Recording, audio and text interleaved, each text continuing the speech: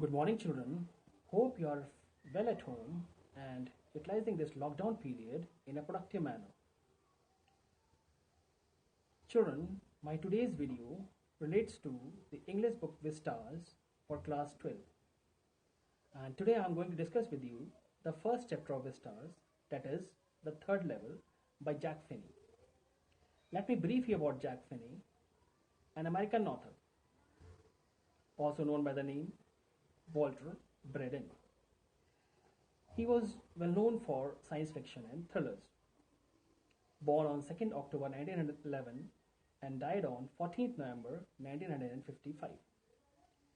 His best works include Body Snatchers and Time and Again. On Body Snatchers, movies have also been made. First movie was made in 1956, that is Invasion of the Body Snatchers, and many remakes have also been made of that movie. So let's start with this chapter. In the chapter third level, Jack Finney presents a curious experience in the story. A psychologist may interpret the third level as a medium of escape for a person. Charlie is the protagonist who moves from present to the past with the help of the third level. His interest in philately means coin collection, helps keep the past alive and resolve the intricacies or complexities caused by the interweaving of fantasy and reality. See, children, let me tell you the difference between levels and floors. When we go upwards, we count as floors, like ground floor, first floor, second floor, third floor. But when we go downwards, we count it as levels. First level, second level, third level. So in the story, the narrator describes about Grand Central Station, which had only two levels. But Jack Finney saw the third level also. And that is the curious point of interest, which makes this story interesting. So let's begin with this chapter. The narration of the story begins in a mock serious manner. The presidents of the New York Central and the New York, New Haven and Hartford railroads. Railroads, let me tell you, means the railways, which we know in our country, but in foreign countries, it is termed as railroads. So, the presidents of the New York Central and the New York Haven and Hartford Railroads will swear on a stack of timetables that there are only two levels at Grand Central Station. So, everyone was sure that there are only two levels, but Charlie, the narrator, asserts that there are three. See, children, this story is little related to fiction also. He has been on the third level, that is, the narrator. He talked to a psychiatrist friend, Sam Wiener, about it. He dismissed it as a waking dream fulfillment.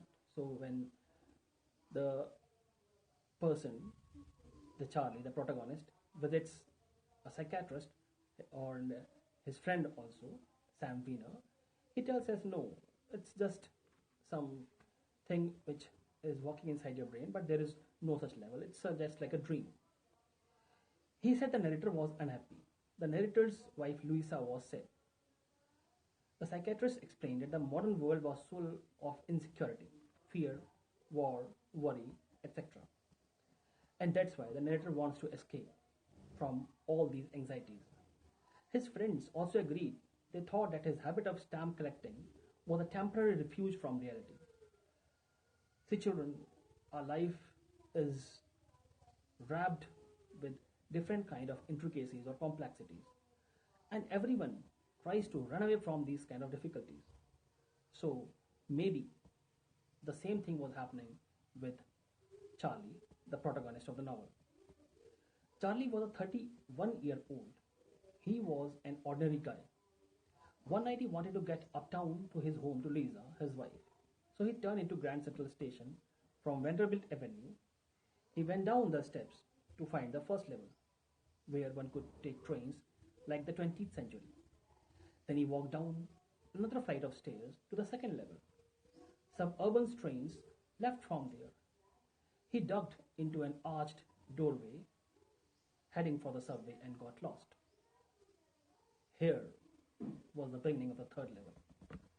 The corridor Charlie was in began inclining at an angle, meaning the corridor started inclining and sloping downward. He thought that he was wrong, but he kept on walking. He heard the empty sound of only his own footsteps. He didn't pass anyone. Then the tunnel turned sharp left.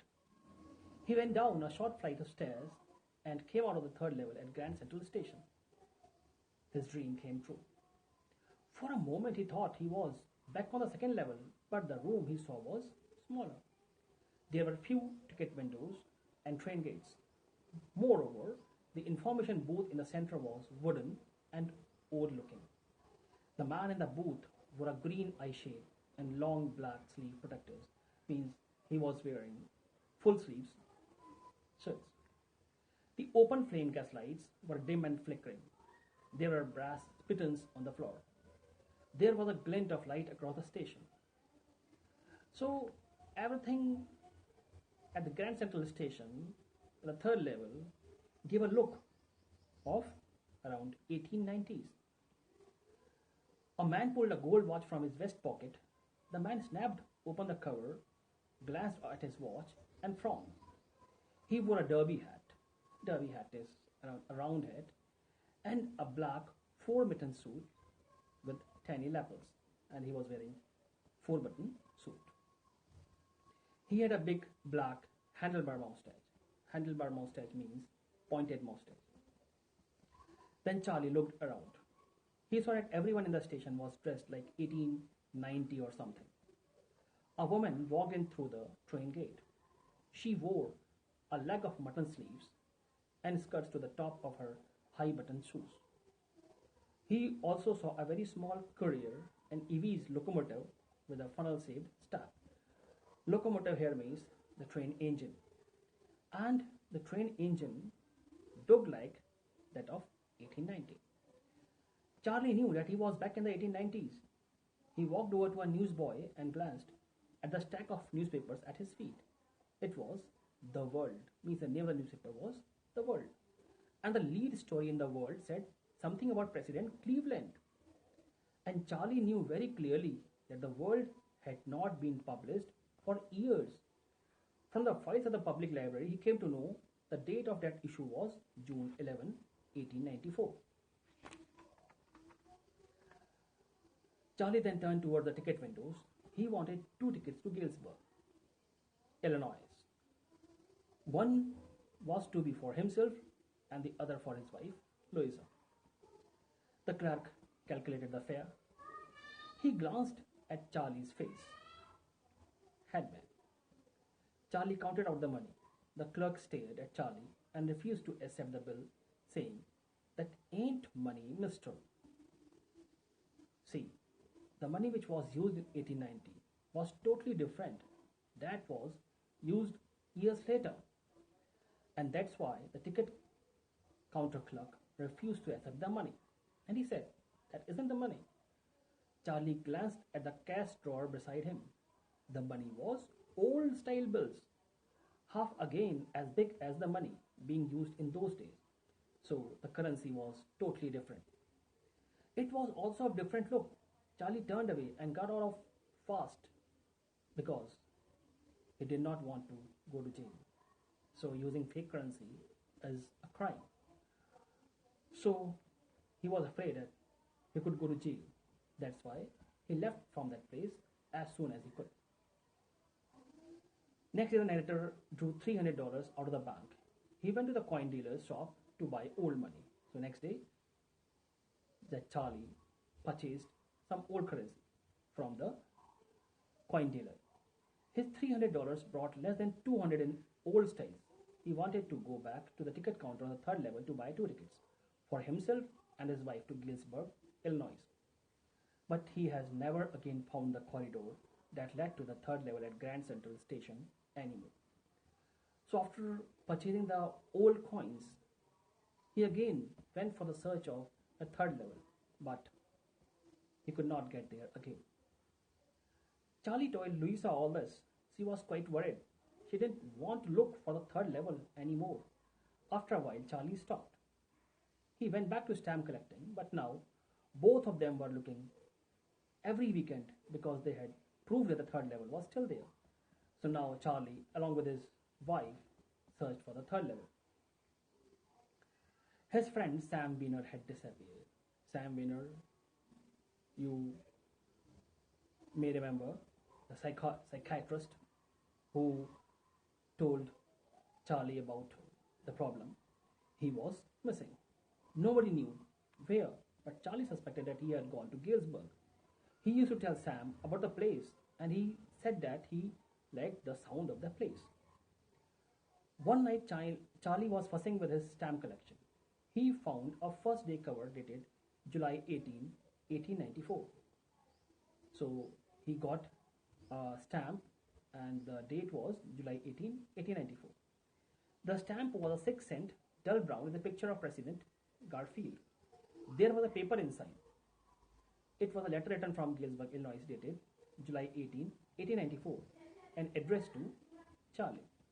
So he found a letter inside that package, and that letter was written to Charlie, and the date was July 18, 1894, and the writer was Sam Weiner, the psychiatrist. And the writer had found the third level. It means Sam Weiner had found the third level and had been at Galesburg for 2 weeks. We can say since last 2 weeks, he was in Galesburg. At the time he was down the street at Dally's, someone was playing a piano. People were all out on the front porch. They were singing, Seeing Nellie Home. The people were singing the song, Seeing Nellie Home. He was invited over for lemonade by Sam. So Sam Weiner invited Jack, I can say Charlie, for a lemonade. Sam asked Charlie and Louisa to come there. He asked them to keep looking till they found the third level. He assured them that it was worth it. So Sam Weiner had written to Charlie that keep looking for third level, it's there and you will find it. The narrator went to the stamp and coin store. He found out that Sam had bought $800 worth of old style currency that could set him up in a hay feed and grain business. So when again the Charlie went to the old currency shop, he came to know that Sam had also bought $800 of old currency, and he wanted to set up a hay, or you can say grain business in Galesburg.